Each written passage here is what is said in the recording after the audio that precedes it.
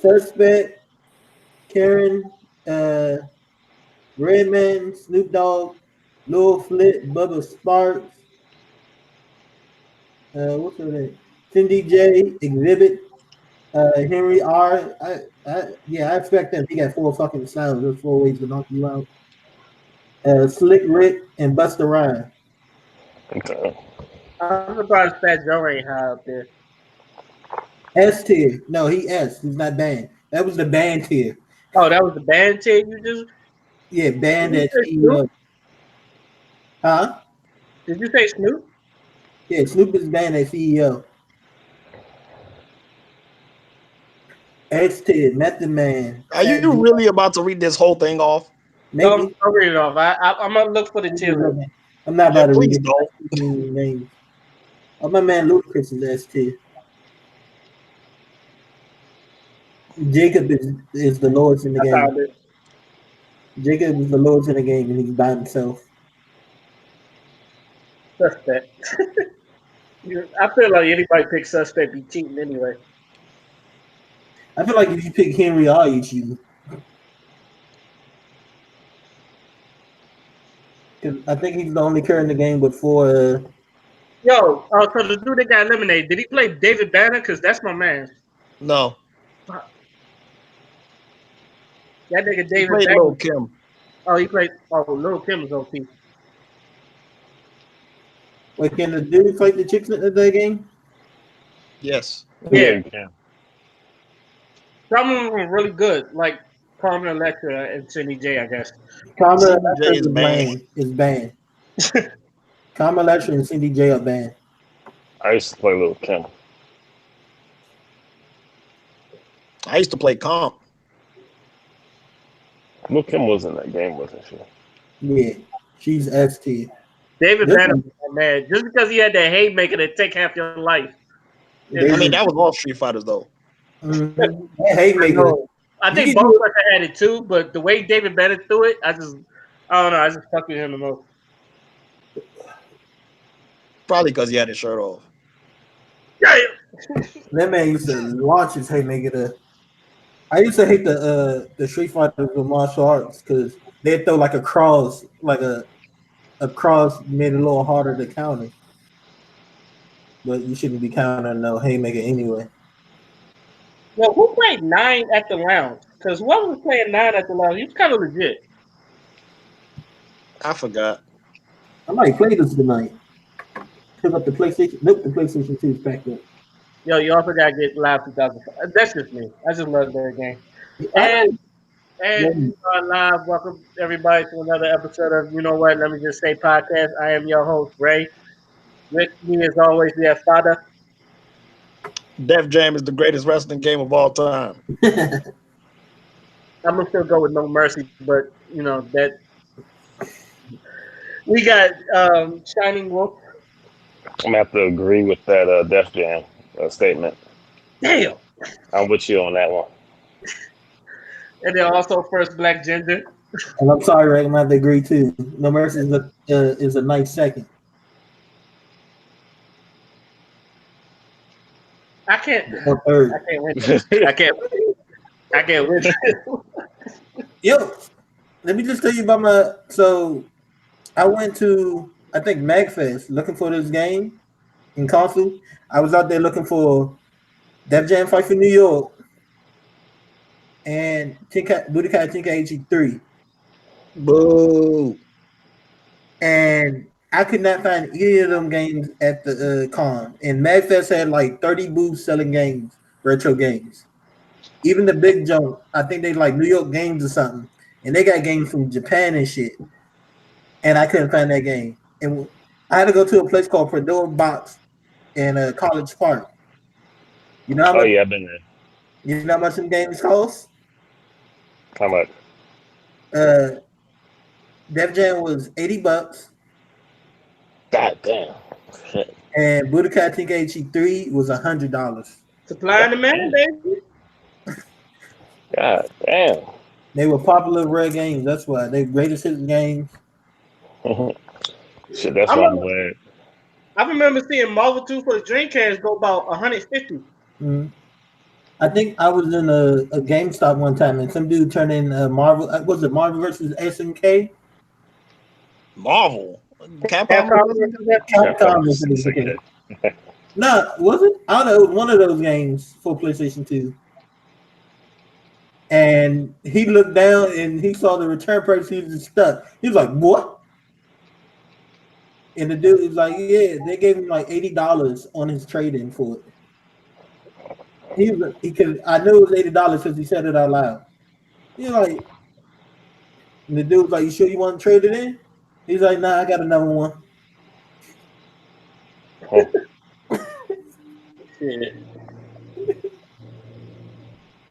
Well, um, I guess I will start with. What do y'all want to start with? Y'all want to start with the Democratic debate? Y'all want to start with Etika? We can start with the Democratic debate. I ain't watch it, but fill me in. I heard. I think tidbits in there. Yeah, it's not much to discuss, honestly. Just a whole bunch of nigga babble, immigrants. Let's ignore black people 101, and Always, climate always. change. I heard one candidate got called out about I think some dealing with the police. Yeah. So we said with the police. Yeah, because there was he was talking about I don't know they were, I got to look at the video game, but I know it was his take on reforming the police or something, and how Oh, okay. Yeah, I know who you're talking about. It was the dude and, South Bend. and I think he talked about a case in where he's like they're going to look at it thoroughly because the police officer camera wasn't on, and Yeah, the suspect pulled a knife out on him. yeah. And one of the Apparently. people, and one of the other candidates was like, why wasn't he fired or suspended, or why wasn't he fired or the chief fired? Since that's protocol, they have your camera on all the time, and they say you can answer back. Yep. And I heard about Kamal. How you say her name? Kamala Kamala. Harris. Kamala. Kamala Oh, yeah. Some people Kamala. say Kamala, but that's white people. So Harris. I heard about how she talked about how she the busing issue with Joe Biden. yep. She didn't call him a racist. She didn't think he was racist, but she didn't like his stance either on busing and a few other things. She got And attacked. now, She and now set Joe Biden's ass down. Bernie Sanders set Joe Biden's ass. Joe Biden got jumped. I'm gonna tell you, He did get jumped. He got jumped. Joe Biden got gang banged out there. Shit. I was like, ooh, yo, for real. Like when Kamala Harris hit him with that segregation shit. Ooh, I was, and he just stood there and he looked stuck. The thing about Joe Biden, 1-on-1, like against the Republicans, that nigga is good at debating. But when it came to the Democratic shit, nah, they was jumping him. they got on him. you know, in the last election, that's why my friend didn't want to vote for Hillary. He was like, I remember because he was like, I remember when Obama tore the shreds at one point when he was running, and now you want me to vote for her? I think not. No, I think my friend is gonna be just one of the people that never vote. Don't believe in the lesser evil voting because he said that doesn't, which doesn't make sense, but I get it too. The lesser of two evils. Yeah, Yeah. I think Tariq she said something about holding your vote, and that's why he gets into it with Roland Martin. So is Dr. Bush Watkins. He says the same thing. what hold your Holding your vote? vote. Yeah, holding your vote until they give you something that you actually want. I mean, I understand why they say that because, like, when we vote Democrat, we don't get shit. When we vote Republican, we don't get shit. Like, what are we voting? Exactly. Well, Yeah, exactly. And that's what Bernie Sanders said.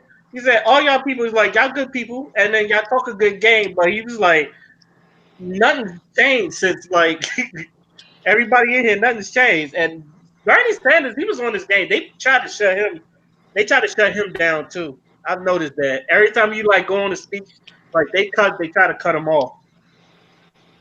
mm. It was actually, like, pretty, when I was watching it, like, everybody was trying to get and then it was like one of the females. She was like trying to interrupt everybody at the beginning, and then like Kamala Harris, she had the bar in the night. She said, um, they're not here to watch a food fight. We're here to try to put food on the table. I was like, Yeah, damn, Kamala, she whew, that was a pretty smart quote from her actually. yo. I was like, yo, she took control. Yeah. And once she got that big ass applause, I was like, yo, she had him eating out the palm of her hand throughout that whole I seen her shirts today. fight. Hmm? I seen her shirts. Nah. Supposedly it was a shirt of her being young, with the like with a quote. The quote, it was me. Or I was. Oh, I know. Oh, I saw it on Twitter. I ain't paying attention to it though. I still Nah. don't trust her ass. I was I okay. see a lot of people. That, God damn it. That was gonna be my next question is after watch this like while it's I don't know, Clarence, did you watch it or no? No, I didn't watch it. Okay, all right. While it's after watching it, do you feel like any of these candidates can go against Trump Uh, and win? I feel like Bernie can. I also feel like what's that dude name? Andrew Yang can a little bit because people was feeling on him. Beto a little bit. My only issue with Beto is I think he's like immigration first because a lot of stuff he was saying, he was really about that immigration life. So we'll have to see. But other than that, yeah, I feel like those three have the strongest chance of like fighting Trump. And you still don't trust Kamala Harris. I don't trust her. Just something about her. There's a spirit in her. Bro, Hmm. I don't trust her. Except I got a fact check like her, but I heard she had something where she was sending parents, or she was doing something to parents like jail time or something for parents if their kids were truant too much. Yeah, she sent a whole bunch of black people to jail. Then there was another thing she advocated for when it comes to jail. I can't remember what it was. I think it was the stop and frisk. I think. I think it was that, or it was something similar to that. I'm gonna actually agree with you, Father. Um, I'm not sure about Andrew Yang because the reparation, because it's like he was talking a reparation speak and then like giving everybody $1,000, and like that sounds good, but I think when like the host asked him, he had this look like I didn't think of that, but he still like gave an answer. But Mm, I do feel like the people love Bernie, and I think Bernie might get it. Joe Biden, he, he might he might do good against but you don't trust him either. I I just think he needs to bounce back because this wasn't his strong showing because like I said, everybody jumped him and but and if black men can trust Kamala Harris, then he may have a chance. But I don't see black men trusting Kamala Harris anytime soon. I think one of the other problems is with the Blessing movement too, uh, which is getting a bunch of gullible people. Supposedly, the people who black people who identify, who claim Republican was gone up since Trump has been in office, and something to do with that Blexit movement, which really don't make sense. If it is basically, I know Candace Owens is like one of the people at the front of it, telling people to get off the Democrat plantation and stop feeding into their lives, but go to another party. And I feel like it's a bunch of people who can't think for themselves. We went to school with a lot of them people, and and that one person is just not one of them. It probably some of the people that are going for it kind of surprised me too, as far as the Brexit movement and going Republican. Okay. Paris, what do you think? Do you think any of this, if you follow politics, I don't know how well you follow it, but do you think any of these candidates can go against Donald Trump? Um, I think Bernie be a good candidate, but it shouldn't be that hard to go against Donald Trump for real. But I don't know. I don't know because not yesterday, the last election, and I was telling people, even though I don't support Trump at all, I thought he was going to win that election because I didn't think Hillary had a strong showing in none of those debates, and everybody was like, even when Bernie lost, people was like, I'm still voting for Bernie, and like a lot of people didn't trust Hillary, and for some reason, I was like, when I saw that, I thought Trump's going to be president because he's like, Mm. I think there's no like if and or buts. It's like people was going to vote for him, but there was people skeptical on the Hillary side. So that's why. So when that came, when like he became president, I wasn't surprised. What were you yeah, about to say? I know some. What irritated me was some military people voted for her. I mean, didn't vote for her, didn't want to vote for her. They said they rather pick Trump over her because they called her a murderer because she got them was it Marines or some soldiers killed in uh in Benghazi, the email thing, and they fell for that. And I think I was in a PlayStation party with some people, and they was like, "Why can't you vote for Trump?" But I'm not voting for anybody that referred to me as the blacks, or anything of that nature. But a lot of people voted for him because of the Benghazi scandal with her, which is really stupid. I know, I don't know about you, Ray, but I know you probably met some of the people I met in the military. Their thought process on everything is so backwards because they're a bunch of hypocrites and don't understand it. Any president that's been in power with wars sent a bunch of innocent people to die over it. I mean, certain wars. I mean, I understand like the plight of the at least World War II because that's the one they always talk about. But certain wars, a lot of people sending kids, young men to their death, and it's political scandals and things like that. Or my favorite thing, a lot of Republicans and a lot of army people, a lot of military people are Republicans. They always say you got to work you got to work hard and earn your stuff. But you're in the military, your salary comes from other people working hard and paying their taxes. So you backwards. But the Benghazi thing is, I know, a reason why a lot of people voted for Trump too. Trump for Trump. I feel like whoever got in that White House, it was going to be an L either way. Mm-hmm. Oh, for Ah, yes. I could agree with that one. It Yeah. usually It was is. going to be an L either way. It actually didn't matter to me. oh, you Mhm. mean either Hillary or Trump?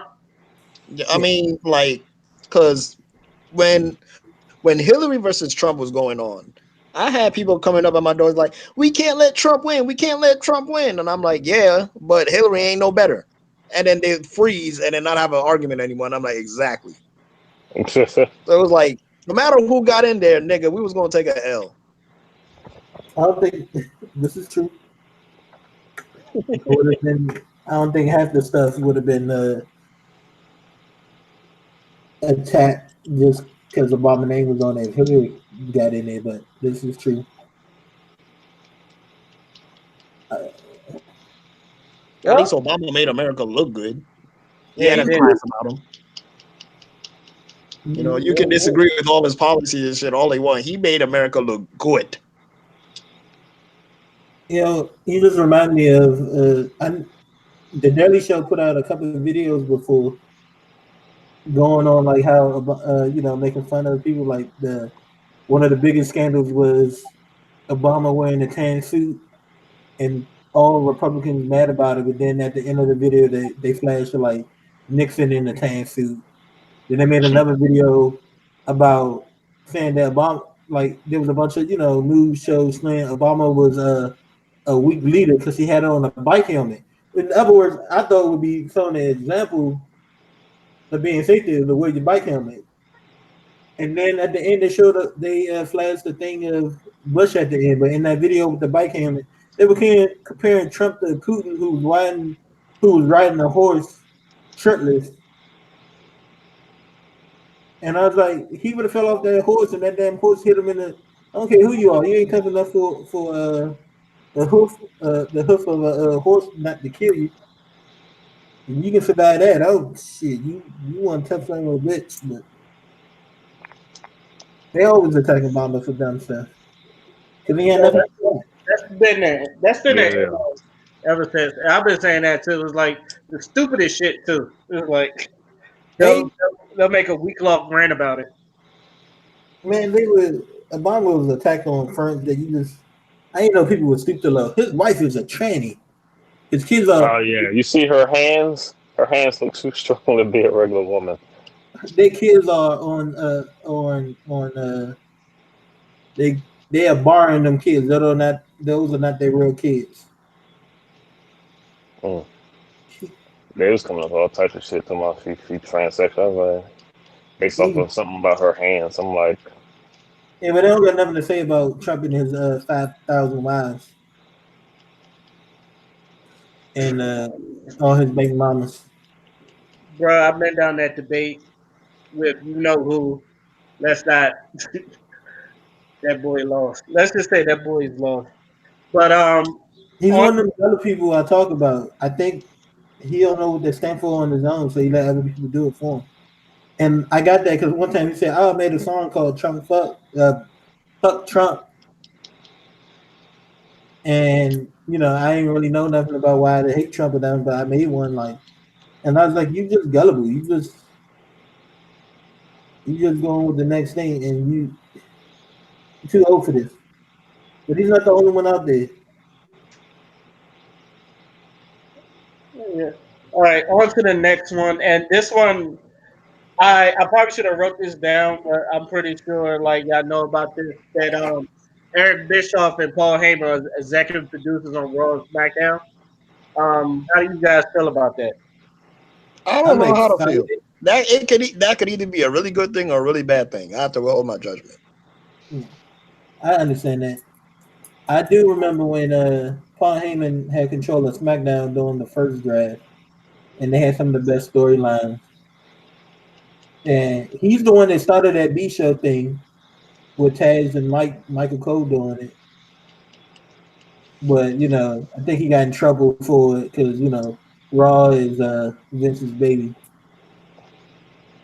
But Oh, there was a time when SmackDown was getting higher ratings than Raw, and they didn't like it. mhm, the when we had the first draft, That's let's go. honestly that's kind of what's happening now because except for these last few episodes, like SmackDown has been having, and even Father has been saying it.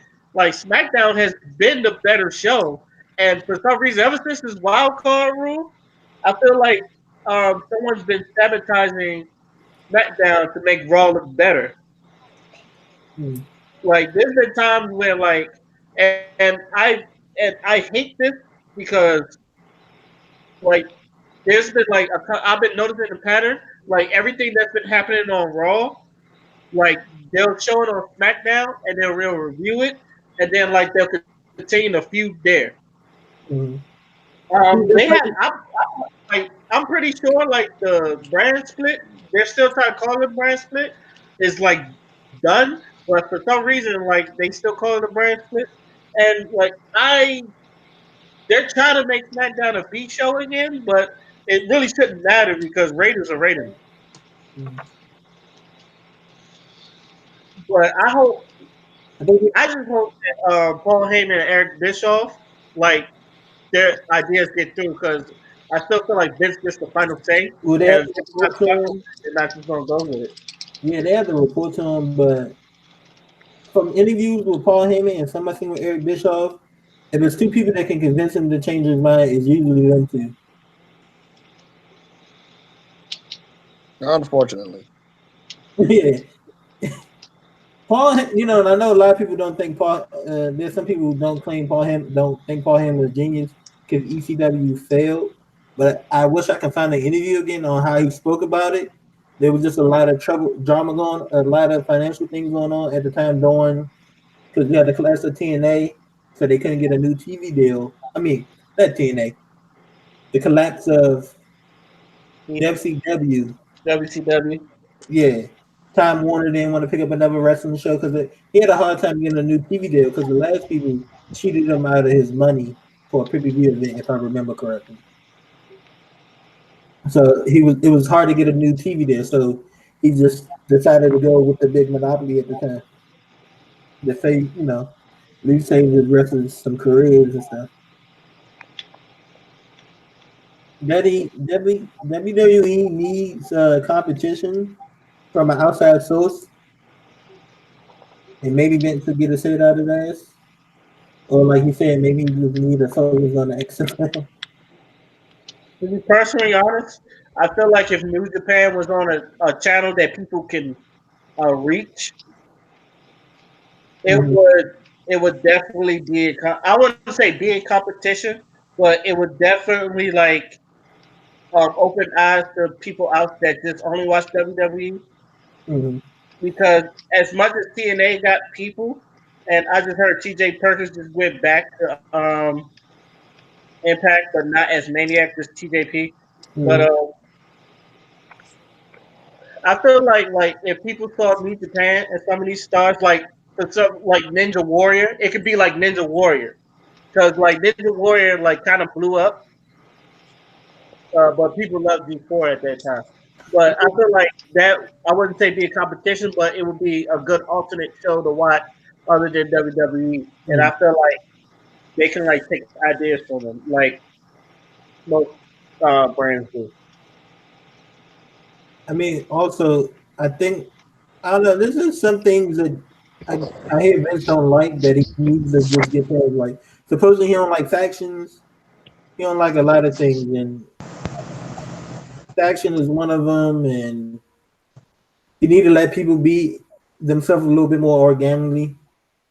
And like watching NXT, I need to watch the UK one. I heard that's good as too, but just watching NXT, like there's always Triple H is always doing something different. Like, the new tournament they got going on, the breakout tournament, showcasing new talent. We need to bring. When the last time we had a King in the Ring? Wade I think the last person who won it was Booker T. not Wade Barrett, No, Wade Well, Barrett. yeah, Wade Barrett. Never mind, it was Wade Barrett, King Barrett. I forgot about that. Mm-hmm. and they And should then stop that. They should so, bring that back. Tell you the truth, that was actually like it. Tell you the truth, the King of the Ring, it either helped people's gimmicks or it saved a lot of people's gimmicks, mhm. like Booker T's and Stone Cold. So they should really like bring that back. Yeah, that's what I'm saying. What I mean. NXT got the Dexy Class Tag Team tournaments. They do a lot, and there's a lot of firsts in the NXT, especially with the women. What this past Tuesday was the first cage match, first women cage match, I think, in the WWE, or at least on NXT.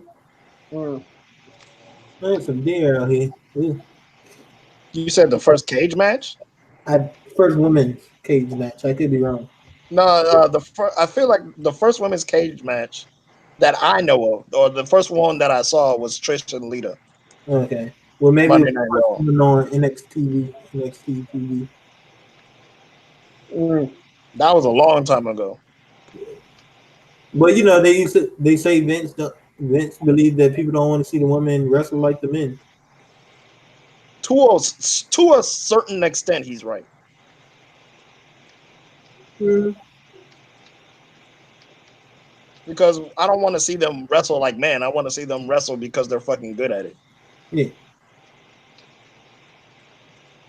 Nah, because I think his thing was, I remember seeing some interviews like, oh, go out there and be girly, kind of, flat, a bunch of stupid, little pussy stuff instead of just wrestling. You talking about for the female? Yeah. I remember there was a interview that Jim Ross did, and he was talking about how like when Gail Kim was in the WWE, he had to convince Vince McMahon that people like Asians because like for some reason Vince McMahon didn't see the appeal of Asian women, and it was like people actually like that shit. He was like, and Jim Ross had to tell him, yeah, there's Asian porn and everything on this shit. So, obviously, and then you guys can see it in the the the atmosphere. Vince still loved his blonde, and I think that's why Carmella went blonde again, just to try to get a push. So And you can see it with all of them. I mean, that's why I think some people don't like Father's Girl. I just don't like. I think I ain't like her because when she first came, they had her dressed up like a Marine. Sometimes Oh, Lacey Evans. yeah. Some people are saying it. I'm not. Don't get me wrong. The more I watch her, I was like, she kind of good, but I'm still just not feeling her. It could be that Southern I Belle think thing. Lacey Evans is dope. I think she's dope too, Mhm. because like she just brings something different, and her confidence is why I fuck with her. Like she owns her gimmick. Mhm. Like that whole Southern Belle shit. I like that. Not since like honestly, not since Lana. Yeah, I've been convinced, even though you could tell now Lana doesn't. I haven't even seen Lana on TV, but Her, I think her and Rusev are on vacation or something. I guess. But I'm pretty sure Rusev is trying to get out of contact too. But like, I haven't seen someone like really own their gimmick like fully since like Lana and Heel Sasha Banks. But Lacey Evans, yeah, she's a good, and she can do some wrestling. She's Yeah, put she's a on, good she's wrestler. put on I will good say matches. this though, I don't think she has good chemistry with Becky Lynch. I don't think she has good chemistry with Charlotte. Really? Hmm. That one match they did, it was awkward as fuck. Hmm. I don't remember the match. I don't think I watched it. It, I think it was when like Becky Lynch was on ringside and shit, Oh, I and know like what you're talking about. yeah, that match was really awkward, and I think her chemistry with Becky Lynch is better, but I do want to see Lacey Evans with someone else. And oh, one more thing. What do y'all think about the this new rule that they can't wrestle during commercial breaks? There's a Uh, new rule saying they can't wrestle during commercial breaks. Yeah, you ever wonder why there's been a lot of 2 out of 3 falls lately? Yeah. Because like they WWE had this new rules. It's like you can't wrestle between commercial breaks. So like that match on Monday where it was like an 8-man tag match and it was an elimination Yeah. match where Hmm. Daniel Bryan lost in like 3 minutes and then I think it was the New Day that lost and then it just Yeah. became a regular tag match. Like during that commercial break, they didn't wrestle. So they was like doing something else, like talking to people in the audience and doing impersonations and shit. I think And then it happened with the same thing where like AJ Styles and Ricochet and the Good Brothers came out, and then Yeah. like they had to go to commercial, and AJ Styles, that's why he said that until y'all leave, we're not starting this match, and then they end up restarting the match and shit. because some people would say it breaks the flow of match for people at home. It breaks the flow of the match for people at home, which But but I kind of agree. But they already had a better solution, and they started it on SmackDown Live when they brought it back. Was the little screen during the commercials. yeah. So I don't. Plus, like we've been dealing with it all these years. Why is it a problem now? Mm, I wondered that. I don't know. It's just it's weird because not only it's to me it feels weird, and then like you have to awkwardly go to commercial, and not only that, people have to lose quickly. Just like the Naomi match against who was it? Alexa Bliss. Yeah. When Naomi lost to Alexa Bliss in like what 30 seconds, and mm. then like they started the match again in the tag match, and she lost twice. Like it makes it makes some of these wrestlers look really bad. Yeah. No, like That's why I'm really against it because it makes wrestlers really bad. Because oh, not only lose to them once, you lose to them twice. yeah. No, it's no. Don't get me wrong. It's stupid. And then Mhm. also it really takes away the 2 out of 3 falls bet. It makes it look really dumb because like you'll get a quick fall and then they'll go to commercial breaks and then they restart the match and shit. No, Yeah. they would come up with something else. Like if you won't got that much time, you need somebody to cut a promo at least before commercial break or something. I I personally think the WWE just run out of ideas. They just running on fumes. I think Or, hey, just don't fix anything that ain't broke.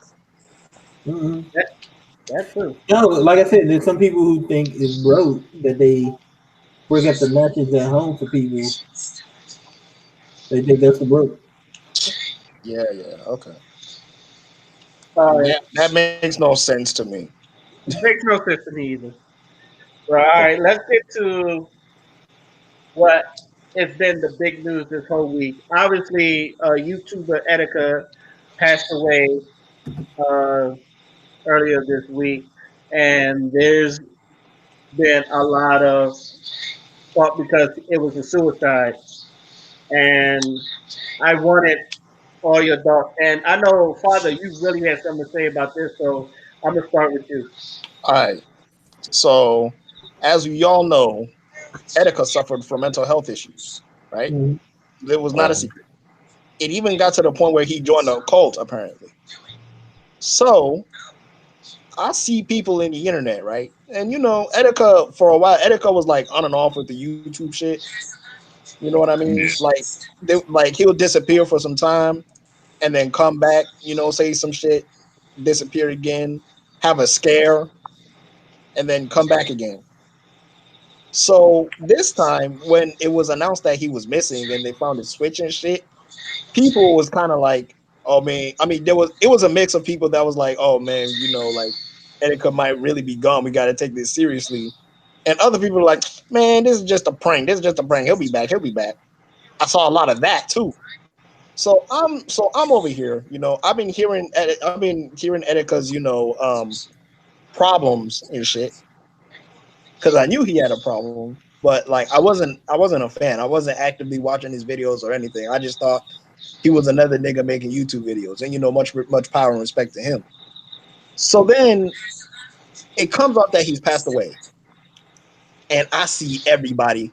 Oh my God, R.I.P. We need to talk about mental health. He was suffering, and to most of those people, I'm just like, shut the fuck up. Because y'all was the same niggas memeing about his situation. Y'all was the same niggas that was talking about, oh, when is he going to make his new video? When is he going to make his new video while he was in a mental health institution? Y'all was the same niggas who gave no fucks about what he was actually going through and then have the nerve to say RIP when the dude killed himself. You like, there's so much ignorance and there's so much bullshit in this fucking like nerd community, gaming community, whatever you want to call it, that like the shit that we're supposed to take seriously, we meme about. You know what I mean? And I'm not speaking as if like the majority of the community does this, but there is a space where it's allowed and we kind of co-sign it. You know what I mean? We kind of like just sit in the backside and kind of laugh along with the shit and turn a blind eye to when people are actually being offensive as fuck. So this dude who we know has mental issues, who we know is very unstable, talks about this was not the first time suicide was mentioned when it came to his character. He was crying out for help like all the time. And there were people actually helping him. And I want to shout out to those people that were who actually gave a fuck and tried to get him help. His family and the people that actually really fuck with him. But these people that started memeing the fuck out of his situation and just being completely ignorant about how serious his situation is are the same ones saying RIP, you a great one and shit. And I'm sitting here like, y'all are actually heartless. That's some heartless ass shit to do. Y'all didn't do shit when this man was sick. And now all of a sudden, now that he's gone, you want to make him into this martyr? You want to make him into this symbol now? Fuck y'all. With That the that's like super disrespectful to me. So they can miss me with all that RIP shit. They can miss me with all that mental health talk. Y'all the same niggas that'll post up that stupid ass number every time somebody kill themselves and then go continue on with your lives like you did something, like you actually give a fuck. Okay, we're flex, I guess. They can miss me with all of that. It's not genuine to me. Hmm. Would the memes directly towards him or just mental health in general? Say it again.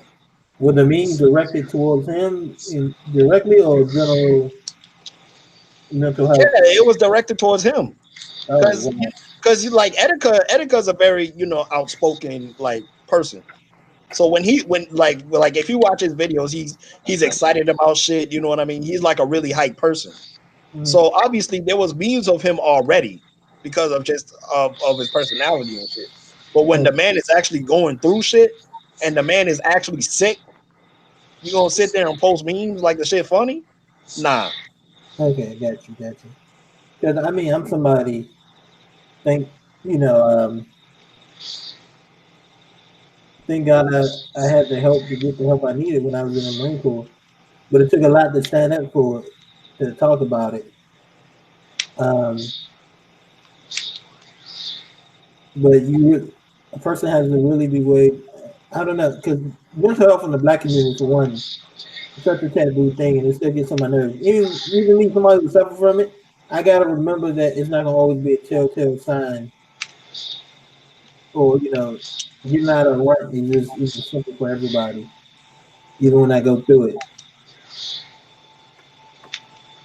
I think I had to get on a friend one time because they were trying to be tough on me, and I was like, "Depression don't work like that. That's not gonna work. That's making it worse." Um, yeah, people, and I think you said it on Facebook. People don't really care about mental health like that, which I believe is true. But even the people who suffer from it, they don't want to go seek the help. They don't want to get properly diagnosed, and that's the things we got to do. Because you might have something else that you. I know one thing that helped me was learning. Like I remember telling my corporal one day, like I having these thoughts, da da da, and he was supposed to drop everything, do it right there, but we waited till the next day. I mean, he got chewed out for that. But talking about they help me find my triggers, help me find out what works for me. I know a lot of people say, "Oh, you got to start working out. You got to start doing different things and try to get it." That doesn't work for everybody. People got to find what helps them, and he probably just could never. He probably just never found it, or it was just far gone for him. And it creeps back up. It's hard to battle. It's a real hard thing to battle, even when you got help. What you think, Frank? You fall asleep on this again? Really? Well, I don't really have too many thoughts on it. I did a little bit of research and found that he was having a lot of struggles with YouTube. Like he was getting his videos demonetized because of certain things he was doing, trying to get attention on his channel. And I think it's messed up that he felt like he had to end his life. Mhm. But I think that people need to start looking for other venues and other ways to make money doing their streaming other than YouTube though, because YouTube seems to only be getting worse as far as what it allows you to do on their platform. Mhm. It's very limited. I know they just got rid of Cookie Cafe, so we use the draw because of the nudity on it, but it's Uh-huh. educational purpose and it's educational purpose because it's for you to practice your drawing. Right. Because the best thing to draw is a new body, and they end up going to Vimeo. Is it called Vimeo? Yeah, Vimeo. Vimeo. They went to Vimeo because of Yeah, I heard that. about that one. I heard a lot of people going over there because they climbing down on the craziest things. But It's more or less copyright issues, and because a lot of people. as sponsors. It's the sponsors that's really killing them. And like I think I explained this to Clarence. Why don't they have sponsors for like adults only? That way, whatever they post, they don't have to worry about it. Well, I heard there's a lot of things they're battling on it. I heard about how I I heard something about how pedophiles are using it to creep on kids videos and stuff, and they would they would go to all these kids like a kid doing gymnastics or something, and the kid would do something that shouldn't be taken sexually, but the kid the kids are gymnastics or something. And they take this little kid and start leaving timestamps for each other, coded timestamps in the comments for each other. So there's a lot of stuff they probably battling on YouTube, and that Yeah, shit but is that's fucking not the good. kid's fault though. Yeah, that's No, not. it's not. It's not. But I'm saying in ways they gotta figure a way to fight it. And sometimes I notice when they're trying to fight something, they come up with the quickest solution and think of something permanent later, which is stupid. I mean, which can be harmful in certain ways. Taking down a video that can be helping somebody to combat this and that. I mean, but then again, they could just find another way to do that too. Like if they know YouTube's finna delete that video, they could just download the video. It's really easy to download YouTube videos. Yeah, I think So on one of my computers, I had an extension that let me download any video that popped up in there. exactly.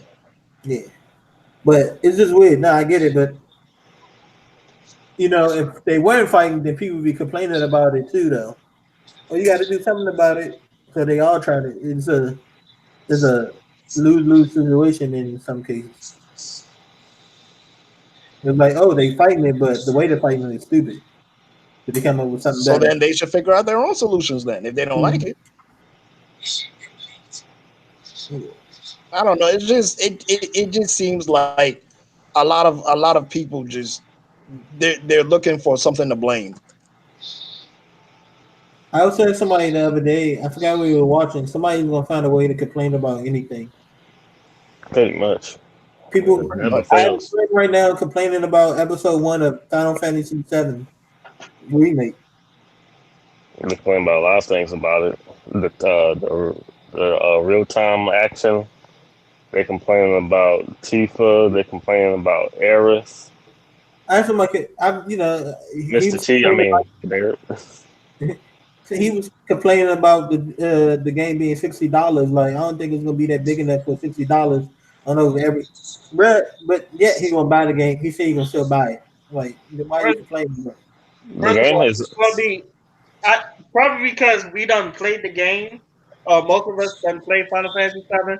Like Midgar is like not even Midgar is 1/3 of the first disc. Let's just get that out there. That's a But lot, right? 1/3 is uh, a lot. not when you like play Final Fantasy. But I mean, you said 1/3 of one thing, but that's a lot. That's not And not when it comes to Final Fantasy. Trust yeah, me. one third of something though. Regardless, I mean, I get what you're saying, but 1/3 of something is a lot. Yeah, but That's either way, subjective. they're going to extend. They're going to extend these Yeah, scenes in and what's going on in Midgard. They're not going to keep it the exact same length or exact same scenes. no, they said that, but he was just Yeah, complaining to complain. some scenes might even go or be changed altogether. I don't think they're gonna try to change it too much, but I'm not going to change too much, but I think are some they? little changes like Cloud, like talking to Sephiroth. So I know they And started with that, which makes sense. It does make sense mm, to and people they that play the game. and they also talking about they're going to change that scene when he goes and drag. He tries to disguise himself as a woman I to thought they would keep infiltrate that that, the same. they keeping it, but they're making it more modern. They said, whatever that means. yeah, Modern attitudes towards whatever. They're modernizing the scenery. That could mean a lot of things. yeah. Don't make my Cloud gay. They kind of left that optional in a lot of scenes too, though, didn't they? Like they had a part where you could go on a date with one of the members. You could go on a date with either Tifa, Aerith, or Barrett. Yeah, but in either one of those, nothing romantic happens. Actually, the one with Barrett is really awkward and funny because he starts and shit. But no, I mean, people. I'm trying to think of something else that people just finding ways to complain. You think of something that somebody has made some stupid result that makes no sense about it. Trying to think of something. Damn it! I don't like this cheating on my buttered toast. Mhm. Okay, going back to mental illness, bro. Do any one of y'all think, like we're like people are having this conversation, or should we stop having this conversation to older adults? Because I feel like the older adults, like they don't have a solution because the way they cope with it is like different for their time. It's not good for our times. You know what I think, The way they cope and with it this is wasn't coming good for their from times either. coming from someone who's battled depression. I think the solution is already out there, and I'm gonna explain why. Because um, the case with mental health is always case by case, or like it's Mhm. always an internal battle within someone's subconscious and shit like that. And there's many ways to go about it. Like I know for me, what I had to do is like I got really heavy into working out. I'm sure I'm sure you've seen this, right? Because like as you know me through the years, I've gotten more cut. Yeah. So like that was my way of battling with my depression. And I also started to take up meditation. I started to take up yoga. I just did Mhm. shit that I knew resonated within me. You know what Yeah, I'm saying? And I came out of that, and I overcame my depression. I mean, Mhm. yeah, don't get me wrong. Sometimes it'll linger, but at the it's same time, I got to a point in my life where it does like I'm in control. You know what I'm saying? Like if there's like a thought in my head that is of that is of depressive nature, I just fall back to my principles and I just fall back to what helped me out, and I'm able to navigate, and I'm able to put myself in a better space than I was 5-6 years ago. So I just feel like with other people, they just gotta have something that they really resonate with. And sometimes that doesn't work all the time. Sometimes they won't resonate with anything, and they lose the battle. A lot of people lose the battle with mental health, but a lot of people also win and manage their mental health, and are able to overcome it. So when it comes to that, the solutions are there, but for the person, case by case, it's just up to them to find it and to see if it actually takes them out of what they're suffering with in the first place. Because you can come out of these things. I've seen people do it. I'm living proof. You can not per se cure your depression, but you can get to a point where it doesn't run your life. I So I just feel like with certain people, it's gonna be an easy battle or it's gonna be a losing battle. I mean, just like anything else, and where you have to change your mind. Well, not just better impressive is more than changing your mindset, but it's still something you have to be ready to accept Oh, in order to battle it. And the first, um, for me in the military, first thing was coming out and talking about it. Because when I got to my duty station, I was horrible. I was I was so bad that sometimes I got in trouble when little mishaps would happen. But once I got the courage. One, you got to find the courage to speak up and talk to somebody about it, or at least admit it to yourself that you might be going through something that you need. The battle comes in asking for help, which a lot of people have a hard time doing. I feel especially black people. Well, I'm gonna say black people because that's what I mean around. Have a hard time asking for help to the point where they don't want to ask for help until it's too late. too much emphasis on the strong. Mhm. That's why So I have a hard time asking for help. yeah, so First thing I did was put my cold brew. We came in it, and then once I told him, he ended up telling the sergeant what was going on, and boom, we had a went from the sergeant to my to my to the staff to my staff sergeant of my unit of my God damn it, of my shop, and it went uphill instead of coming downhill. Instead of it went uphill. Went to my captain, my warrant officer of my division. And they got me to a psychologist. I talked to the psychologist, and as I talked to her, I found the root of my problem. And the root of the problem was a family member. And y'all heard me talk about it all the time, but now, I got to the point that was identifying where a lot of my certain emotions were triggered by. That's how it helped me. Then started figuring out ways about my things. Like when I was talking to the psychologist, I started doing things, she introduced me to like different personality tests to try, things like that, things to study about myself, and that helped me. But that's all because I always loved learning about myself and just people. And like I said it earlier, and probably said it again. You got to find what resonates with you.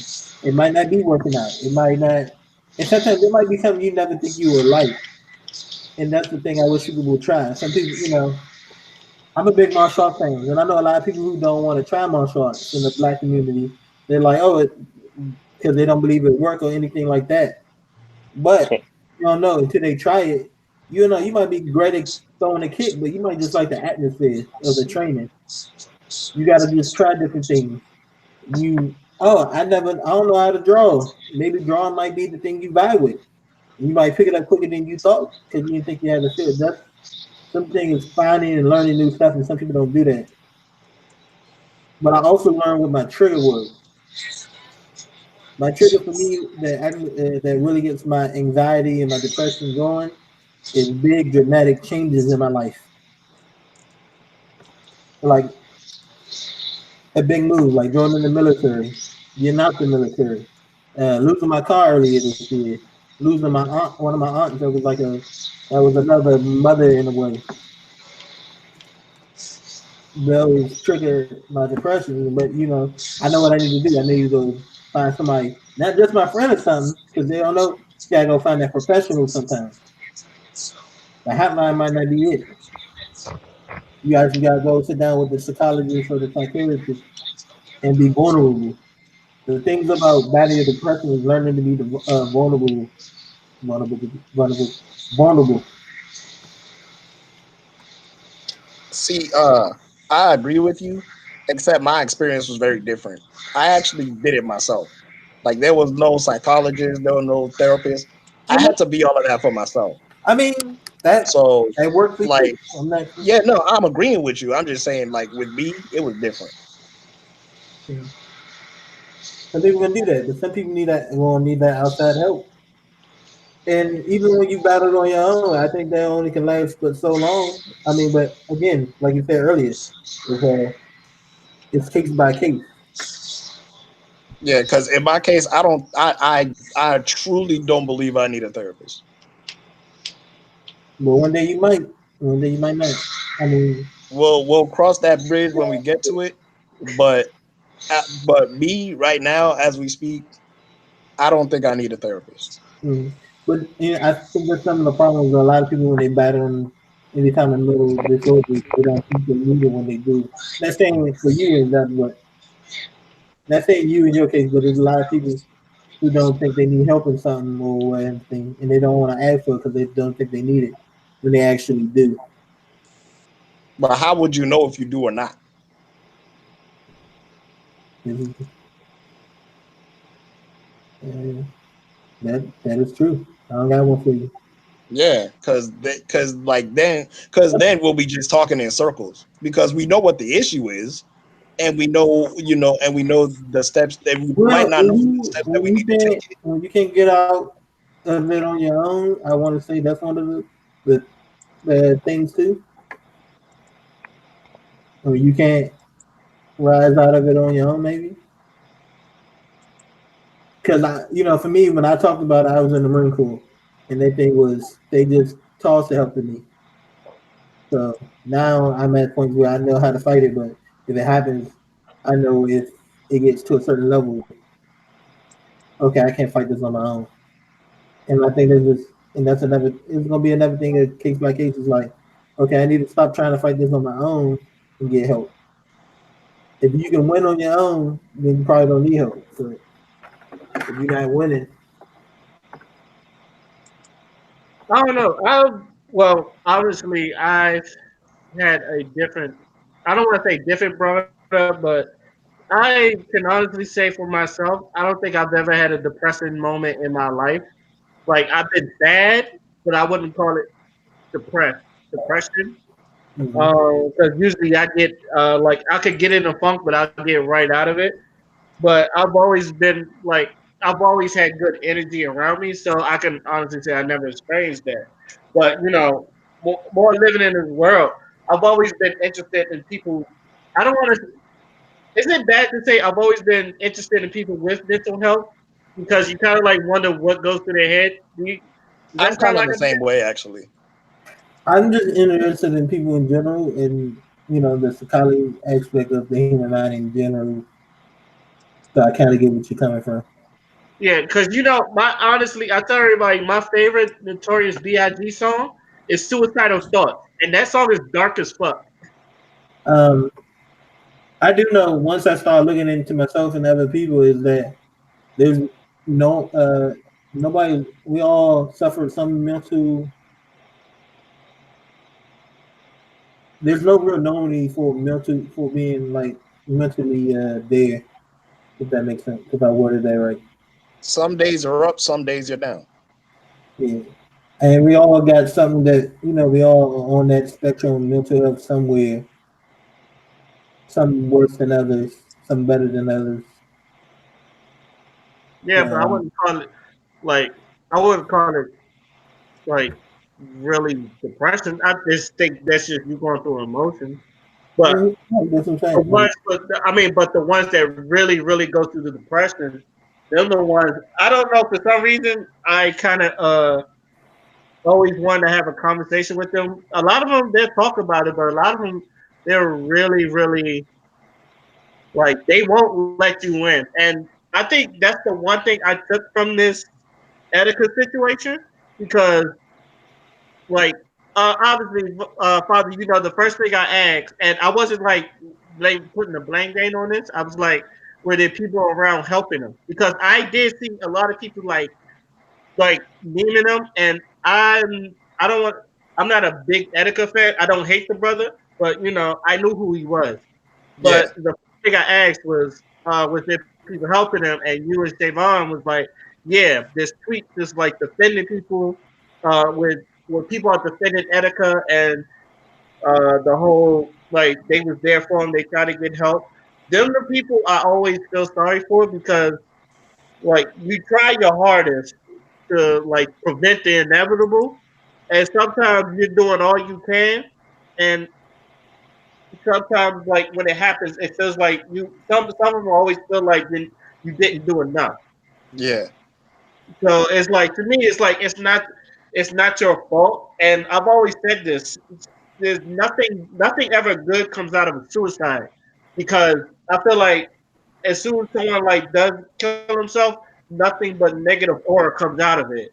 Like for the and like Father said, there was people that doesn't know Etika, like Etika one bit. There's like why telling people that's close to him why didn't y'all help him out? Why didn't y'all seek help? And then you got the people that was very close to him talking about fuck all y'all. We tried to give him as much help as we could. We tried everything, and obviously he did. He went to rehab. He had close friends checking on him. There was people who were telling him like "I love you, bro," and his dearest fans was like all that. Like they try to make sure he prevent the inevitable prevent. And like to me, the closest thing it will ever come out is like a stalemate. Even though you do remember the good that he does, to me it never comes. It always ends up either like the blame game or like a real a stalemate of people just agreeing to disagree? With that, I think the thing with mental health is people don't understand it's an ongoing battle. Back in 2007, was it 2017? One of my Marine Corps buddies, who was, I think it was 2017 or 16, I had to check. But my good old buddy Miller, Keith Miller, he committed suicide. He shot himself, and it was like, damn, And being somebody, I had messaged him on Facebook 3 days before it happened, and in my mind, I was like, damn, I wish I could have talked to him, help him out through it or something. Well, I learned he had those things since he was small. His mother even took him to get counseling. And like I said, it doesn't, talking might not work. Getting the extra help. Going to psychology and psychiatrist might not help because it's an ongoing battle. And, his mother did help him at one point and he got back on track for a while, but, he fell off again. It's an ongoing battle and people just don't understand that. And I mean, to be honest, that's kind of a hard concept to grasp. Yeah. In itself. So I don't blame people who don't get it. I think some people don't try to get it either, though. I mean, yeah, there's always going to be that. But no, yeah. I mean, it's like some people who take certain drugs, it's an ongoing battle. I know somebody who one of their parents been going through it, and I talked to him about it, and he told me that and he told me that because I was trying to help my father out with his demons about it, and he told me he was like, I got to keep going, keep the support so I can stay sober. But you got to be careful who you bring into your work because they can bring you down.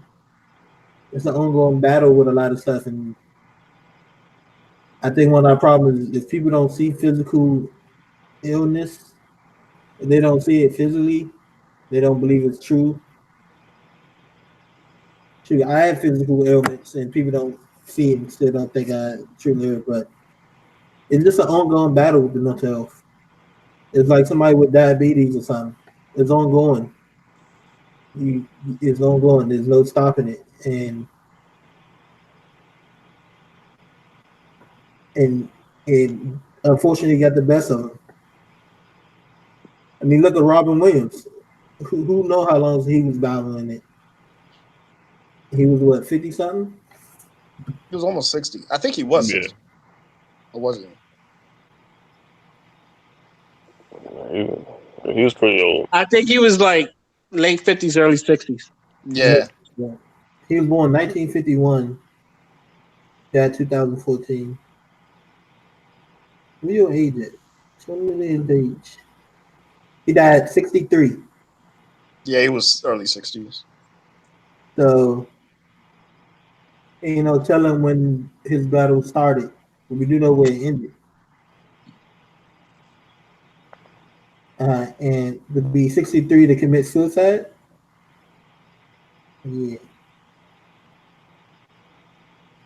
Yeah, I mean, they was talking about it when Chester committed suicide too.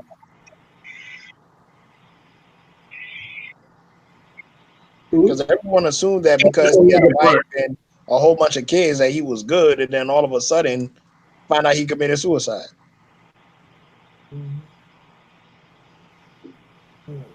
Yeah, that hit people hard too. Yeah, that hit us hard. Especially like all the alternative black nerds alternative black people that listen to rock, like it hit them the hardest. Chester was in there. Rest in peace, Chester. That shit hit me too. Even though I wasn't an alternative black, that shit hit me too because I love Linkin Park. I think niggas themselves just appreciated Linkin Park because that was like the only band that was not the only band, but that was like the most popular band that was doing like the rap shit. It was. I can like honestly say like if you ask any black person like name a rock and roll band and during that time, the first group that I think they would name would probably be Linkin Park. Yeah. If not Panic at the Disco, because I know a lot of Alternative Black Flow, Panic at the Disco. The Linkin Park was like this shit. Yeah, but I was only listening to rock at the time because we was watching wrestling, so we was exposed to it. Because back in Speaking the of, early 2000s, there was a whole bunch of metal bands back then. speaking of, in your opinion, what's the best wrestler theme song you've ever heard? I don't know. God damn, that's a hard question. Damn. I used to like the intro for Raw, the joint with Marilyn Manson. Oh, the SmackDown one. Yeah. That one's dope. I've really fallen for some reason, and it's probably because I've been doing these photos. And the one with Simba with the water up, it reminded me of Kane. And I kept singing Kane's theme song, the one with the lyrics in it. For some Oh, reason, Slow Chemical. Slow Chemical. For some reason, I really like that song. I gotta That's hear a it. dope song. That and Hardy Boys.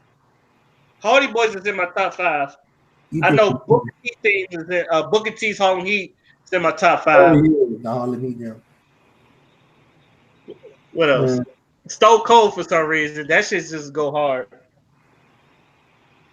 And just a hot take, I think the Rock's theme song is overrated. Which one? I agree. The first one? Huh? You talking about the first one? The one it's been remixed like to death, I guess. Because they remixed it, except for Stone Cold, they remixed that shit to death. Also, I agree. Jericho. I think Jericho's in my top 10. You know what? I think my favorite is probably Triple H's. Which one? The one he has now. The Bow Down or No. The most famous one. It's The all one that about spits the out the water. game. Yeah, Yeah. that one. I think that one's my favorite. If I had to pick one. Cause bro, when that opening riff starts, you be getting hype as fuck. Yeah. That's how you know it's main event time. You know what I was thinking too?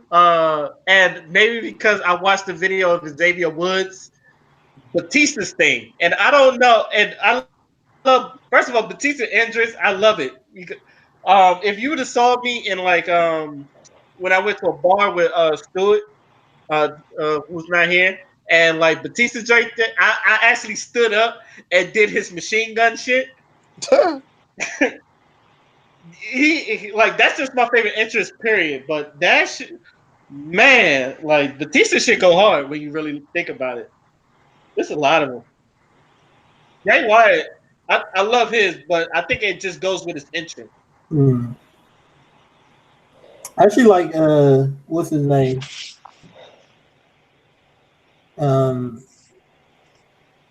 Edge's jump. Was it the radio jump? Yeah, What I know what you're talking about. All this day I see clearly. Metalingus or whatever it's called. You think you know me? Didn't What about Jeff Hardy thing? The one with lyrics or the one with the Hardy Boys? So we think is on the wall. Okay. That one. Yeah, the one with lyrics. The one with lyrics is good. I just hate the chorus. The chorus kills the song for me.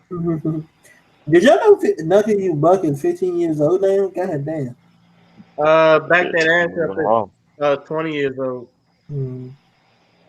So But we all know it's the worst theme song ever, Bree Mode. Yes. Who? Bree Mode. Oh. Yes. Just yes. No, there's no further discussion. Just yes. Yo, Yes.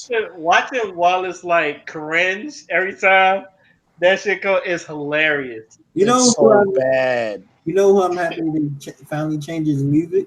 Because I can't stand that damn siren shit. Cesaro. Cesaro. Phil, you have said that like 500 times. I can't. Cesaro hated his music. Bruh, but no one had more theme song changes than fucking Wade Barrett. Jesus God. Oh, Nigga had like 8 theme songs. he did. Him and Cesaro have like the most theme songs. Because I remember Cesaro's first one. I remember the rap one. Then I remember the one that he changed before he became Sheamus and Cesaro. Then he started using Sheamus's theme, and then the theme now.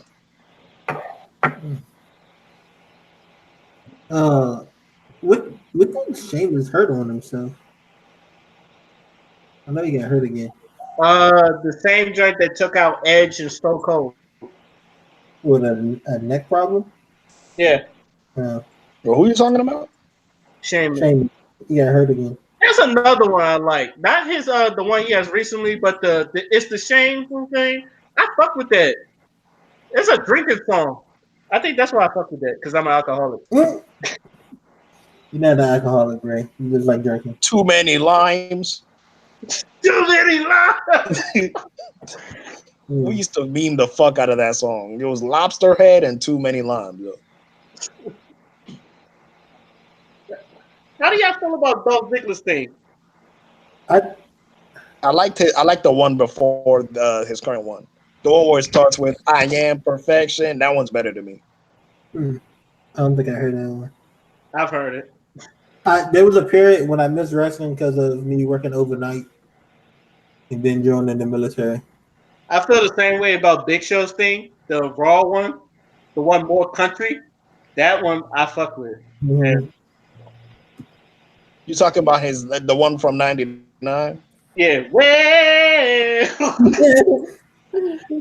is the big slow? And it's probably because The Rock, like, he make fun of the Big Show, which is by far. I'm surprised Big Show has a career, because Rock is in on Big Show.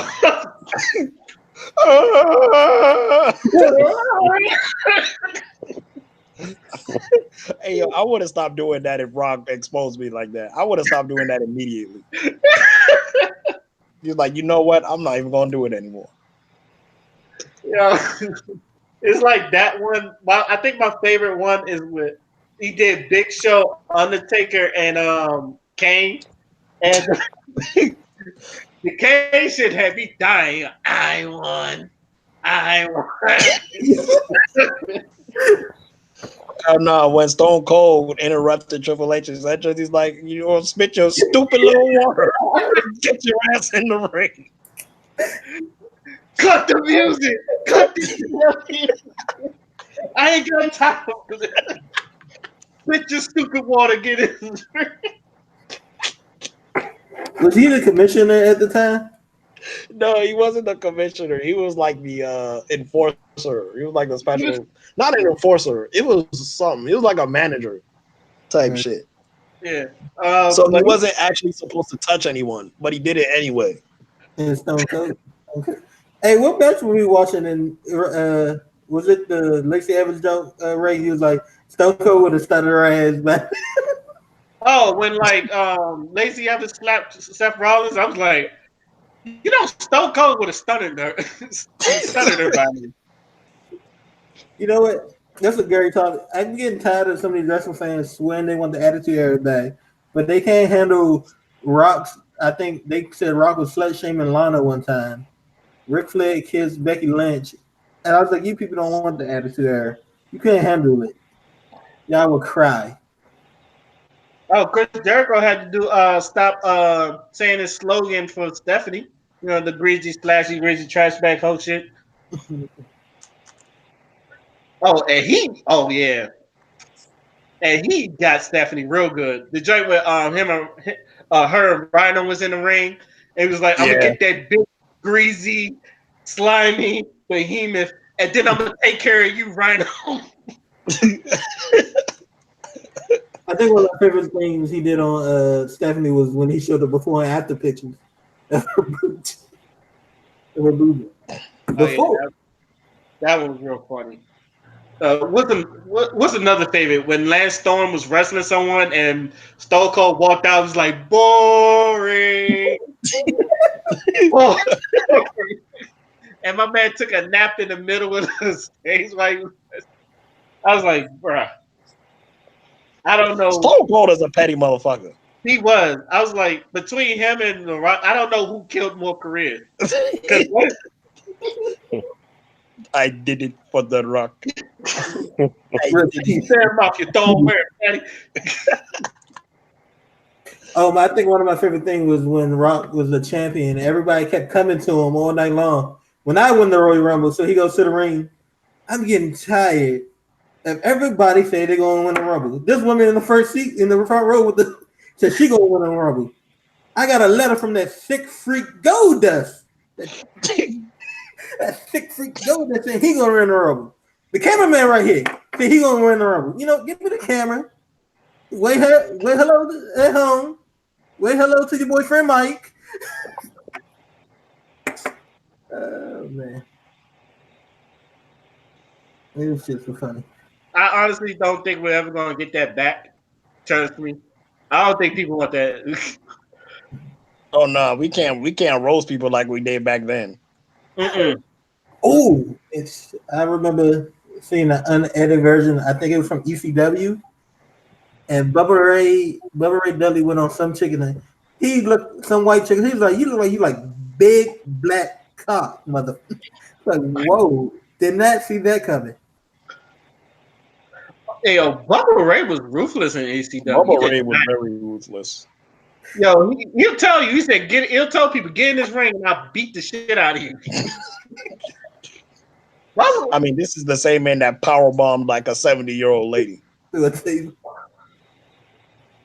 old days. The good old days. Exactly.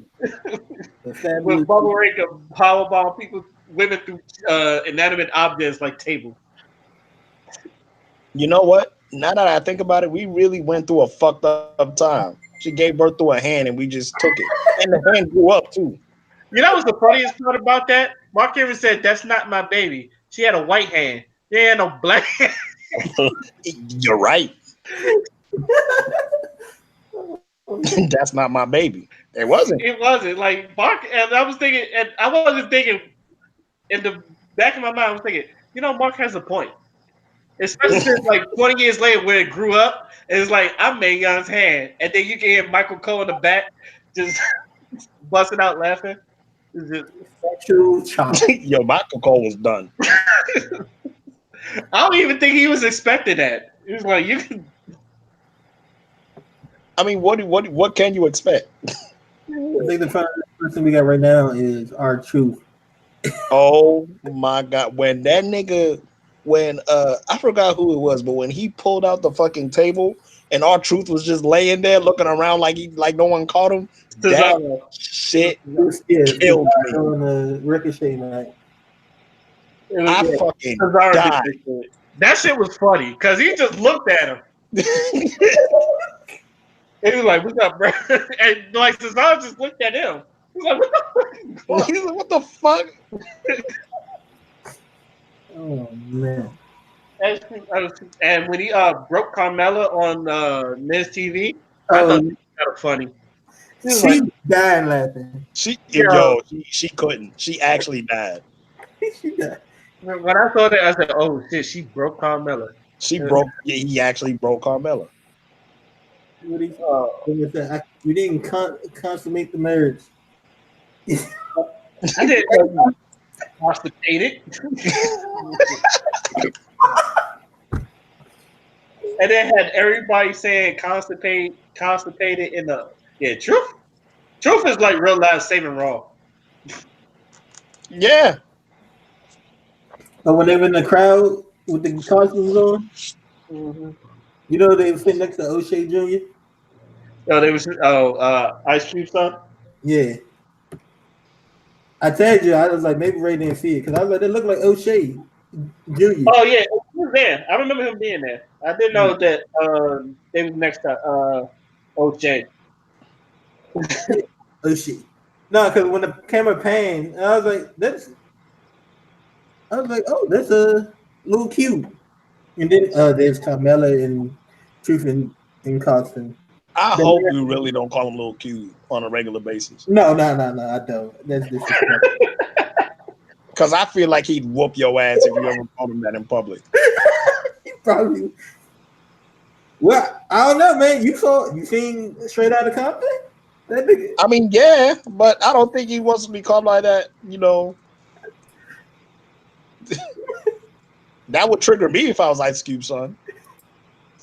All right. I'm gonna go ahead in this podcast as usual. We're gonna have our last word. So I'm gonna go ahead and start with First Black Gender. I'm down left. Peace, love. I hope we get Trump out of office. If you would have said positivity, I would have whooped your ass on sight. I got you next time. Shining Wolf. If y'all could have a president solve one issue of your interest, what would it be?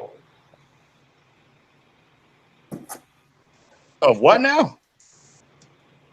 One issue of your interest. Whether you will like one of the politicians to a problem that you want them to solve.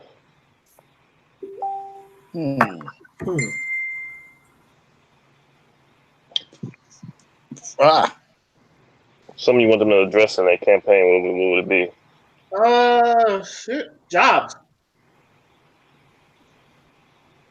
Employment. Jobs. I would say this reparations. Although I do want reparations, I still think it's low on the list. Just because I don't know. I think a lot of people like they bring reparations up to get the black vote, but I don't think none of them really about reparations. But I do believe Bernie Sanders when he says he wants to get rid of all student debt. I think that's probably mine. That's a good one right there. Probably we all probably have it. Student debt doesn't affect me right now. I'm not sure. It affects me hard right now. I think that would be one of my things too, because I see a lot of people affected. They can't really prosper in life without it. And it was believed once we can, if that's clear, the economy can probably boom again. You can have. I feel like if I didn't have student loan debt right now, I'd have my own apartment by now. Yeah, because that can hold you back. It affects your credit score. It can hold you back from getting stuff like that. And when but my thing about them saying the student debt, is it just the government? I guess everybody that has private is SOL. Oh no, but I know one of them they was talking about community college should be free, and I know like Bernie Sanders, he's on that hard because, like I said, Bernie Sanders is really for the people, while I think the other Democrats is like for they're like industry. Because like Bernie, I've always said this about Bernie Sanders, and I think that's him being a socialist. He's really about the people, and but he doesn't really cares about outside of the United States problems. Like I've seen him being asked about the war in Iraq or none of the other shit. He's like, I don't care about that shit. There's black people dying in Chicago, and I think that's why people kind of draw to him because he's like, we need to fix America solve in-house issues first. Everything in-house before we get somewhere else. I like that. That's why I was gonna vote for him last time, but he didn't really make it. So unfortunately, yeah, they gave us those two. Yo, I'm surprised. Did Hillary drop out? Because I thought she was gonna be there. I don't think she ever started. Oh, I think she hinted, and people was like, "Don't do it." Yeah. It was like because people was like either Michelle Obama or Oprah, and I'm like, please not Oprah. Please, Is Kanye still running? Because I thought he entered. Who? Kanye. I know he's not Democratic. Oh no. Yeah, God Almighty. Kanye said 2024 right after Donald Trump finished his tenure. Oh God, whatever. God damn. That's gonna be interesting. I dance I with can't my wait. son. All right, I know I'm saying I'm done with Kanye, but there's some part of me is like, this is interesting. And Kanye Mm. runs the presidency. I want to see how that goes. You know what? I would like to see it just to see mad conservatives. Yes, yeah. Because could you imagine a black president that's conservative? Yeah. I can see that. I mean, by the way, what's his name? The black liberal. What's his Booker? Cory Booker. Cory Booker. For someone that was on the B show or day one, he really did not stand out as much on that. And I didn't know nobody on that panel but Cory Booker, which really is saying something. Hey man, he all of them just weird. Yeah. They kind of Okay. just came out the cut to me. Last word, Father. All right. So for my last word, I'm gonna explain the chart again. So okay. So in this chart, I use it to classify 4 different types of nerds in our black community. So the first type, we got your blurs, your regular black folk that like anime and video games and shit, just regular old black folk. Then after blurs, you got your nigga nerds. These are, also blurs. They're just niggas. Right? Very straightforward. They just ignorant ass niggas, which I happen to be a proud member of. Then you got your alternative blacks. These are your furries, your degenerates, your metalheads. Most Alternative. ones I'm used to. You know what I'm saying? They're pretty cool. They're cool for the most part. It's very rare if I find one that's not cool for whatever reason. But yeah, your alternative blacks. And then last but not least, we have the undesirables, the weeacoon. Do not be a weeacoon. These are the niggas that have afros they don't comb. These are the niggas that smell musty all the damn time. And these are usually the niggas that let their white friends say nigga. Don't be a weeacoon. Because no. The black community don't need no undesirables, especially us blurs with all the shit and the hell that we gotta go through. We don't need no more. We don't need no undesirables. So those are your 4: your blurs, your nigga nerds, alternative blacks, and weeacoons. And that's all I gotta say. Don't be a weeacoon. Luckily, the weird ones always go elsewhere, though. Yeah, The white people. but They go to white people. yeah, that's true. But still, seeing them hurts me. Yeah, Yeah, It hurts seeing them. I was looking at understand. the Blur review one time. And they were talking about dating between black nerds and stuff. And 2 of them were talking about how they dressed in high school. One dude said he had on 4 three-piece suits every day. I'm gonna be honest. I don't trust a girl. Well, still a grown man that's wearing a 3-piece suit every day. It's fucking weird to me. But then the other one was talking about how he was like Black Goth, and they were both, and they both said I probably would have thought you were weird. I definitely would have thought you were weird. They were going back and forth with it. And it was really wild. They was like, yeah, I probably thought you were weird. We probably would have ended up fighting.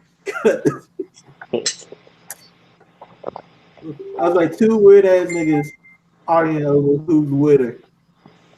One of you wearing a 3-piece suit every day, and the other dude's a black golf. I think he said he was. Yeah, that shit is. They always going back and forth. Like I told Brandon, I love black people because everything we do is extra. Right. When we alternative, we alternative extra. When we do nigga shit, it's always extra nigga shit. That's the one thing I can love about black people. We're like when we're like fans of some shit, we fucking go hard. That's true. Why you so fucking so extra for no reason? Yeah, and I enjoy it every time. I said, let him go ahead. You gotta add the extra flavor. Mm-hmm. By the way, I see this video of some white girl was grinding on some dude, and somebody had adobo seasoning and poured seasoning on the white girl while he was grinding them. Oh yeah, that's the video I. Yeah, you looked at to me. I said, if this ain't the most, that's what I mean. That shit's extra, but it was funny as fuck. Who carries adobo with them in the club?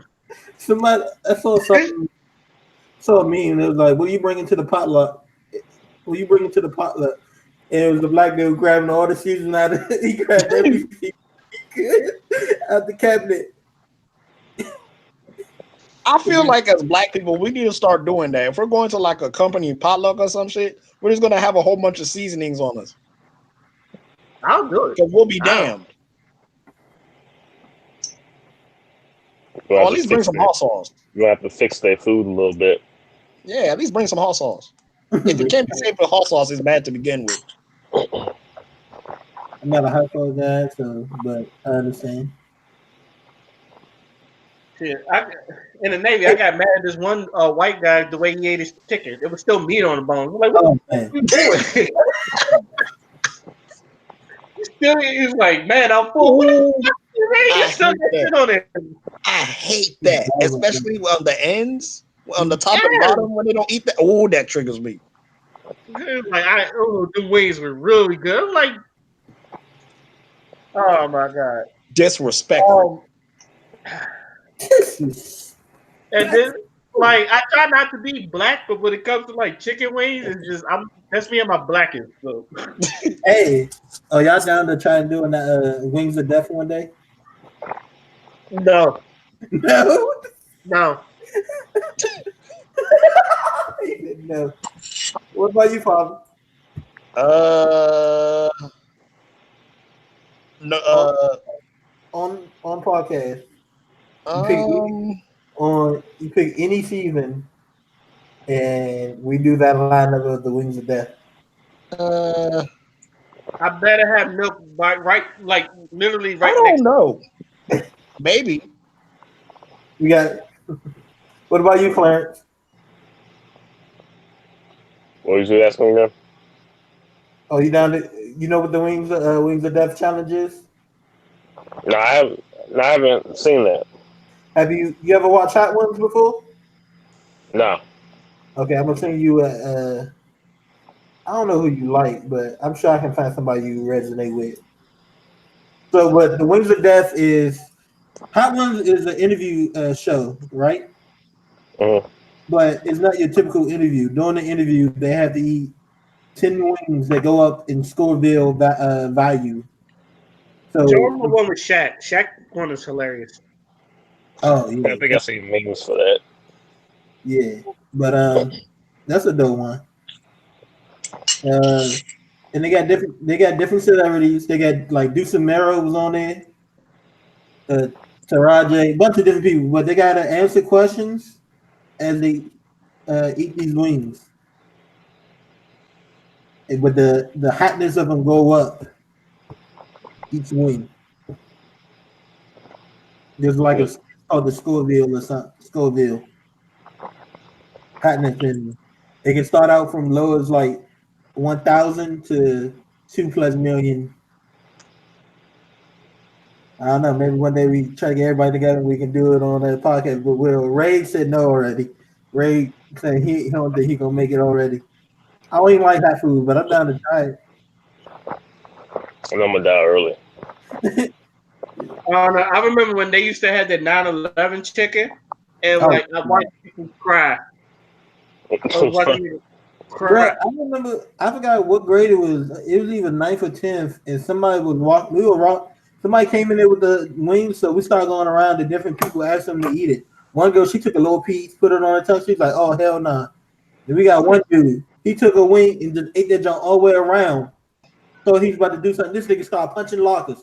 Boom, boom. We giving it to different people. They were just like, they would. Then I heard the 911 was doing the hottest wings. Nah, it wasn't. They had something hotter than that. People, we had. I only seen 2 people. There were only 2 people who ate it like it was nothing. I forgot one of the dude's name, but the other dude was Brandon Pugh. Pugh was like, "Oh, that wouldn't." actually know that name. Yeah. All right. CEOs this weekend, and as always, I'm hoping Daigo wins something. I don't know if Lil Majin's in this tournament, but He I hope he is. is. Oh, I'm rooting for Lil Majin and Tekken. And also, I need to stop reading Kotaku articles because Kotaku's trash. Kotaku is trash. And like the one I sent y'all in the chat about the girls talking about Street Fighter and her lesbianism or some shit like that. She didn't. The Street Fighter's Queer queer, type some spectrum in the queer closet. about. She didn't. She didn't. She couldn't relate to the Jerry. Is Jerry even considered bisexual? That I didn't No, even know. Yeah, No, no, Jerry is bi actually. is she? she is. Yeah, she is. She's attracted to guys and girls. They ain't got But nothing to do with me, nigga. even though they usually depict her attracted to females, like she is attracted to Cammy, and I think Chun Li in some instances. I haven't really seen her attracted to no dudes yet, but I don't know. She said something about the intros, but I don't know because sometimes you got them weird ass villains who just flirt with everybody for no fucking reason. Yeah, and she also talked about how she thought Kid and Ryu had gay vibes for each other. It was like, That was in a different article for some reason. Yeah, I don't know. I thought that was pretty true. She I don't didn't. know. 'Cause I've always said this. If like women could call another woman sexy and not be considered gay. So Yeah, but Mark also said that all women are 10% gay, which I agree with. Just 10? Yeah, at the lowest, he's at like the at the lowest, they're like 10%. at the very least. Okay. And this is why when like, and for some reason I get answers back when girl says they bisexual. I said, what are you like 50-50 or you like 60-40? And they would literally answer because they would sit there and thinking. I said 60-40. I think I was talking they to know X. exactly what you mean. I think I was talking to X one time before, and I think I noticed a lot of people think bisexuals just have a hard time. Well, especially the men just have a hard time with straight people, but they have a hard time with gay people as well. Because it seems like I think I saw one thing where gay dude on some status about it. He was like, I don't think there's no such thing as a bisexual dude. You either Yo, a gay lot or of you're women not. say that. Huh? A lot of women say that. No, this was from a gay man that said it too, though. Another gay dude saying this. He said, I don't think there's no bisexual dudes because it's like you're usually attracted one more than the other. A gay man told me a bisexual man is nothing but a gay man that's not fully out the closet. A gay man told me that. So I don't know how you can tell I looked at him someone. and said, you know better than I do, so I believe you. Well, even if a gay dude does say that, well, that's his opinion. I know. Can't have one person of a group speaking Yeah, for man, the that could rest. be a gay coon for all you know. You know. Which, by the way, Father, on the Grapevine, like it was bisexual women there, but it wasn't no bisexual dudes there. Which I found strange. And they was talking about it too. It was like, and even then, I see what you said when they got bucked because it was like one girl was like, I hear a lot of gay shit, but there's not a lot of trans. I was like, And also, she was trying to call out straight people. It was like, yeah, where they at though? And I'm like, I will come over there and destroy every argument you have. Try me, ho. I will actually fly to New York and destroy every single argument you got. I dare you. I remember because he was like, "Oh, are there these straight people here?" And like Ashley, God bless her fine ass, but I would Ray tackle. loves her some Ashley Acuna. I love her. Her skin is glowing. I would tackle her, but Cuteness, man, tackling shit, Ray. yo, I'm telling you, one of these days I'm gonna tackle one of these girls, or especially a fat one. I'm gonna Goldberg spear me a fat girl.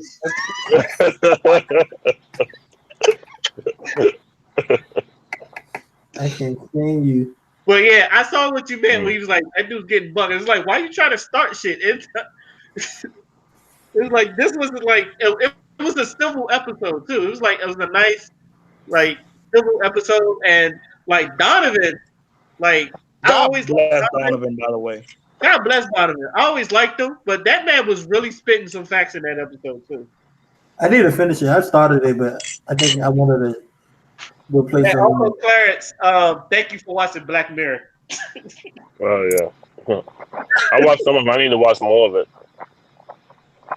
Did you watch the Miley Cyrus one? That one's actually pretty good. Yeah. I saw that one like what was it, like 3 days ago? 3 days ago. What did you think of that one? I thought it was funny. Yeah, it picks up like halfway through the film, but yeah, it really got funny. So yeah, I'm gonna go ahead and end the podcast. I would like to thank everybody on the panel for another great episode. So this is You Know What? Let me just say podcast, and I'm signing out. Peace. He's fat. All right. And I hope Daigo wins Street Fighter 5. Hey Ray, just go off the air real quick.